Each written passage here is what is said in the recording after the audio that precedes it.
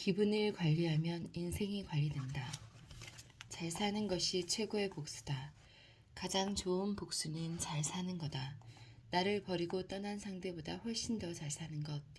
이보다 훌륭한 복수는 없다. 사람은 무의식적으로 자신의 위치를 점검하는 습관이 있다. 지금 잘 살고 있는 건지 아닌지. 따라서 누구에게나 과거를 돌아보는 시기가 있기 마련이다. 이때 과거의 인연이 어떻게 지내는지 궁금해한다 얘기를 건너듣거나 그 사람의 SNS를 염탐하는 식으로 알아보곤 한다. 그럴 때 과거의 인연이 잘 살고 있으면 부럽기도 하고 후회도 하게 된다. 바로 이러한 심리를 이용하여 복수할 수 있는 것이다.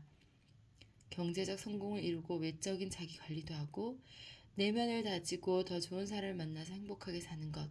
그렇게 잘 살면 SNS를 통해서든 소문이 나든 상대도 알 수밖에 없다. 통쾌한 복수의 완성이다. 반면 결코 보여선 안 되는 모습이 찌질한 모습이다. 울고 불고 매달리는 것은 이미 마음이 떠난 상대에게 있었던 정마저 떨어질 만큼 역효과다. 동요하고 망가지고 아파하는 모습을 보이면 안 된다.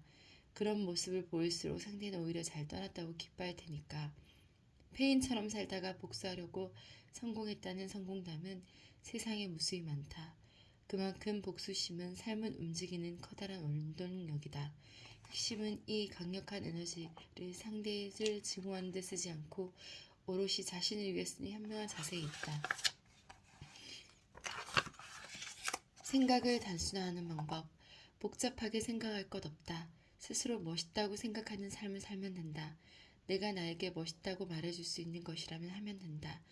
이것저것 따지고 재고 해도 될까 말까, 어디로 갈까, 관둘까, 무엇이 더 효율적이 아닐까, 내 생각이 맞나 틀렸나, 남에게 어떻게 보일까, 이상하지 않을까, 관계가 망가지지 않을까, 기존의 것도 망치지 않을까 등등 잡다한 고민과 걱정은 접어두자.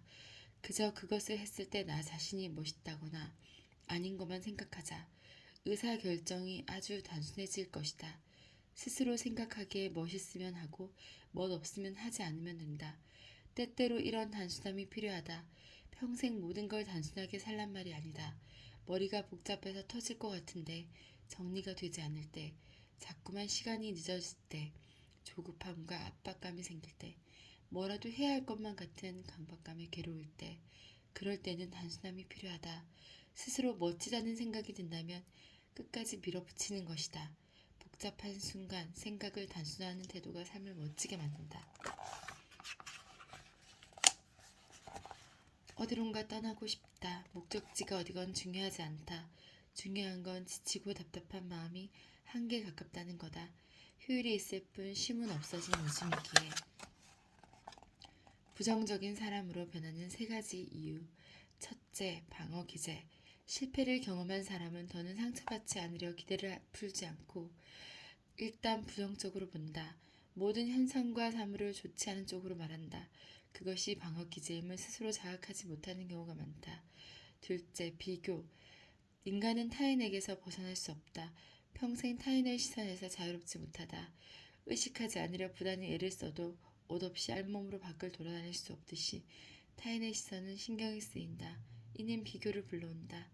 그렇게 자꾸 비교하다 보면 무엇은 못났고 어떤 건 초라하고 자신은 비참한 것 같은 부정적인 시각이 생긴다. 흔히 현타라고도 한다. 셋째, 인내의 한계. 인내가 바닥을 치면 무척 예민하고 민감해진다. 참을 만큼 참았다. 건드리면 폭발하는 상태와 같다. 평소와 같으면 웃고 넘길 일도 그러지 못하다. 별일 아닌 일에도 짜증이 나고 작은 것에서 화가 난다. 비약을 잘 하지 않았던 사람도 이럴 때면 무슨 말이든 부정적인 쪽으로 비약해서 받아들인다. 멘탈이 흔들릴 때 명심할 3가지. 첫 번째, 다른 사람이 뭐라든 신경 쓸 것 없다. 본인 삶이 초라한 인간일수록 다른 사람 이야기를 하는 법이다. 진정으로 잘난 사람은 자기 개발하고 주위 사람을 챙기기에도 시간이 부족하므로 타인한테 별 관심이 없다. 못난 사람은 열등감이 가득해서 자기 삶을 다른 사람의 험담으로 채우는 우매한 짓을 한다. 실제로 본인의 가장 귀한 재산인 시간을 타인을 위해 쓰고 있으니. 두 번째, 시샘은 잘 살고 있다는 방증이다. 질투하고 시기하는 사람이 있다면 지금 아주 잘하고 있다는 증거다. 못하고 있는 사람에겐 시샘을 느끼고 싶어도 느낄 수가 없다. 싸구려에는 아무런 논란도 짝퉁도 생기지 않지만 명품은 생기듯. 세 번째, 멘탈이 강한 사람은 없다. 단단한 멘탈을 가진 사람이 따로 있는 줄 아는데 그렇지 않다. 더 자주 멘탈을 잡는 사람이 있을 뿐이다. 멘탈은 누구에게나 흔들리지만 겉으로 내색하지 않고 조용히 속으로 한 번 더 붙잡는 사람이 강해 보이는 거다. 멘탈이 자꾸 흔들린다고 무너지지 말길. 자주 흔들리면 더 자주 잡으면 되는 일이다. 마음은 몇 번이고 다 잡을 수 있다. 외로움이 찾아올 때. 외로움은 혼자일 때가 아니다. 아무도 마음을 알아주지 않을 때 찾아온다. 곁에 동료가 있건 친구가 있건 연인이 있건 가족이 있건 누군가 있어도 내 마음을 알아주지 않을 때 외로움이 있습니다. 표현하고 기대고 싶을 때도 있지만 아무 말 없이 기대고 싶을 때도 있는 법이다. 혼자 있더라도 먼저 찾아와 주고 특별히 말하지 않더라도 먼저 내 마음을 알아주는 것 말이다. 물론 나에게 별 의미도 없는 사람이 그래봐야 오지랖 부리는 것밖에 되지 않아서 거부감만 든다. 나에게 진정으로 의미 있고 소중한 사람이 먼저 알아주길 바란다. 표현하지 않으면 알 수 없는 게 사람 속이라지만 자기도 모르게 티가 날 때가 있다. 안색이 안 좋을 정도로 얼굴에 쓰여 있거나 우울해서 목소리부터 축 처진 상태라거나 식욕마저 사라져 끼니를 자꾸 거른다거나 스트레스를 먹는 것으로 풀어서 계속 폭식한다거나 며칠씩 잠을 못 자서 쾌한 상태처럼 말이다. 이럴 때만큼은 누가 알아줬으면 싶다. 불안하고 힘들어서 혼자 스스로를 감당할 수 없는 상태니까. 사람 마음처럼 믿기 힘든 것도 없다. 사람 마음처럼 믿기 힘든 것도 없다. 내 마음도 하루에 몇 번씩 변하는데 남의 마음은 오죽할까? 내 마음을 내가 알지 못해서 상대의 마음에 응답하지 못할 때가 있다. 상대의 마음을 알지 못해서 내 마음을 정하지 못할 때도 있다. 서로 마음이 통해서 닫혀있던 마음의 문을 열었더니 상대방 마음이 변하여 상처를 입기도 한다.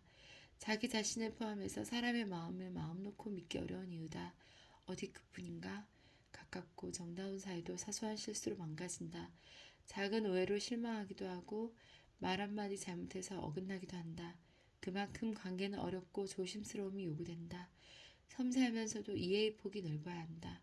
마음이 여유롭지 못할수록 변덕이 죽고 뜨시 하고 소중한 사람을 믿지 못한다. 마음의 여유를 찾아야 스스로 불행해지는 결과를 막을 수 있다. 지금 마음가짐보다 더 넓고 크게 품을 줄 아는 자유가 필요하다. 생각을 바꾸는 것부터 차근차근 시작하자. 우선 나부터 내 마음을 믿을 수 있게 말이다. 무례해도 참고 넘기는 이유. 똑같은 인간이 되기 싫기에 무례한 일을 당해도 웬만해선 참고 넘어간다. 안 갚음해봐야 같은 수준의 인간밖에 더 되겠나 싶어서 피한다. 똥은 피하지만 무서워서가 아니라 더러워서 피하듯 수준 이하의 인간으로 함께 연락하기 싫다.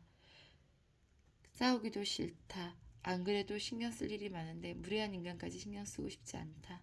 싸움으로 번질 것이 뻔한데 그렇게까지 감정과 소중한 시간을 낭비하고 싶지 않다. 오히려 그게 더 손해니까. 주위의 평판이 나빠지는 것도 의식해야 한다. 수준 이하의 인간과 엮이면 엮일수록 평판이 나빠지는 것은 결국 나라는 사실을 안다. 어떻게 봐도 나만 손해인 구조인 거에 참고 만다. 당장 눈앞에만 보지 못하는 무례한 인간과 달리 당신은 두수 앞을 내다볼 만큼 지혜롭다. 그렇게 엮이지 않으려 노력하고 피하는 것이다. 무례한 사람은 어디를 가나 무례하게 굴기 때문에 훗날 반드시 지독한 상대를 만나서 그동안 한 짓을 갑절로 돌려받는다. 누가 너를 모욕하더라도 안갚으려 들지 말라. 강가에 가만 앉아 있노라면 머지않아서 그의 시체가 떠내려가는 꼴을 보게 될 것이다. 좋아하는 사람과 적당히 거리를 둬야 된다. 가까우면 무례하기 쉽다. 편하면 편할수록 말을 쉽게 뱉게 된다. 쉬운 말은 배려가 부족한 법이다. 쉽게 무례하고 쉽게 상처 준다. 게다가 중간 과정을 생략하는 일이 많아진다. 상대가 알아서 알아줄 거라는 며 개의치 않는 시기다. 사람은 적당한 거리가 있어야 도리어 예의를 지켜 상대를 존중한다. 의존이 심해지는 경우도 생긴다. 가까운 관계일수록 상대에게 의존한다. 자신의 기준대로 살지 못하고 상대의 반응에 따라 하루가 달라진다. 의존이 심하다는 것은 그만큼 휘둘리기 쉽다는 말과 같다. 사람은 다른 사람에게 생각보다 영향을 많이 받으므로 적당한 거리를 두지 않으면 온전한 하루 있을 수 없게 된다. 미워할 일도 많아지게 된다. 무례한 일이 많을수록 의존이 심해지고 결국은 상대를 미워하게 된다. 상처를 주니 밉고 상대가 내 마음과 같지 않으니 밉다. 관계를 망가뜨리는 것이 이러한 미움이다. 자주 미워할수록 나도 상대도 불행해진다. 모든 관계는 조금 떨어져 있을 때 더 아름답다. 아무리 가까워지고 싶어도 자제할 줄 알아야 한다. 그래야 자신을 지키고 상대방도 지킨다. 오래도록 유지할 수 있는 관계는 적당히 거리를 두는 관계다. 상처가 많은 사람은 첫째, 시도 때도 없이 불안하다. 시도 때도 없이 마음이 불안해진다. 예민해서 별거 아닌 일에도 가슴이 덜컥 내려앉는 느낌을 받는다. 내색하지 않지만 심장 부위에 계속 통증을 느낀다. 안 좋은 생각을 하지 않으며 애쓰지만 어느새 하고 있다. 상처는 불안감이 끝없이 솟는 구멍이라 그렇다. 둘째, 과거와 겹쳐본다. 현재 상황을 과거와 비슷한 상황과 겹쳐보는 습관이 생긴다.